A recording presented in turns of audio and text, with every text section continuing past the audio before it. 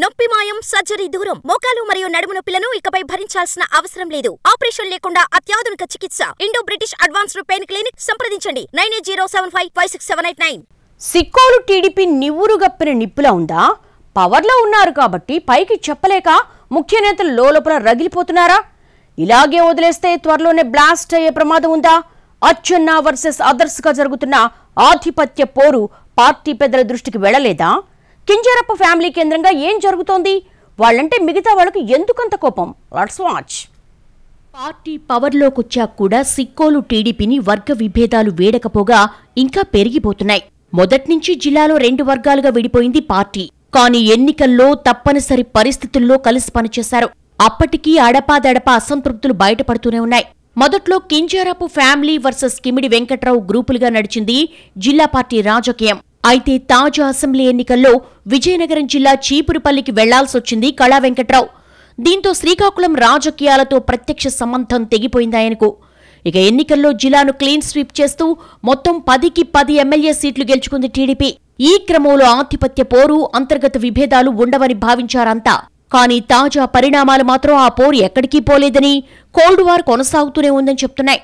కేంద్ర రాష్ట్ర మంత్రి పదవులు రెండింటినీ ఒకే ఇంట్లో కింజరపు ఫ్యామిలీకే ఇవ్వడాన్ని నిరసిస్తున్నారట స్థానిక టీడీపీ నేతలు.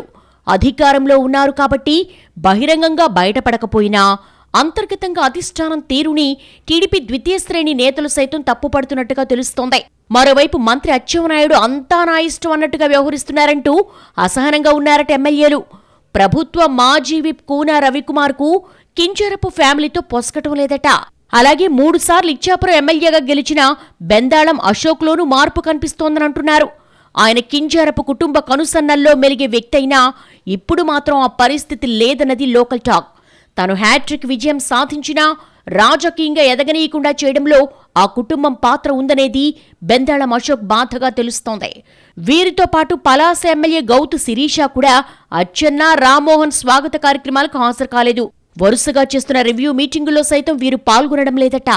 మరోవైపు మాజీ మంత్రి గుండా అప్పల్ సూర్యనారాయణ, జిల్లా పార్టీ అధ్యక్షుడు కలమట వెంకటరమణ వర్గం ఎన్నికల ముందు బాహాటంగానే కింజరపు ఫ్యామిలీని విమర్శించారు. వీరు కూడా ఇప్పుడు అంటీ ముట్టనట్లుగా ఉంటున్నట్టుగా సమాచారం. మరోవైపు కష్టకాలంలో పార్టీ అధ్యక్షుడిగా పనిచేసిన కూన రవికుమార్కు సరైన ప్రాధాన్యం దక్కలేదన్న వాదన జిల్లా టీడీపీలో బలపడుతోందంటున్నారు. వీళ్లల్లో చాలా మంది బాహాటంగా బయటపడలేకున్నా లోపల రగిలిపోతున్నారని, నివురుగప్పిన నిప్పులా పెరుగుతున్న అసంతృప్తి ఎప్పుడు బయటపడుతుందో చెప్పలేమంటున్నాయి శ్రీకాకుళం టీడీపీ శ్రేణులు. నామినేటెడ్ పదవుల దాకా వేచి చూద్దామని అంతా అనుకున్నట్టుగా తెలిసిందే. అప్పుడు కూడా అన్యాయం జరిగితే ఇక ఓపెన్ అయిపోవచ్చని అంచనాలు వెలువడుతున్నాయి. ఆలోపు పార్టీ పెద్దలు జోక్యం చేసుకుని మ్యాటర్ సెటిల్ చేస్తారా లేక తెగేదాకా లాగనిస్తారా అని గుసగుసలాడేస్తున్నాయి జిల్లా టీడీపీ వర్గాలు.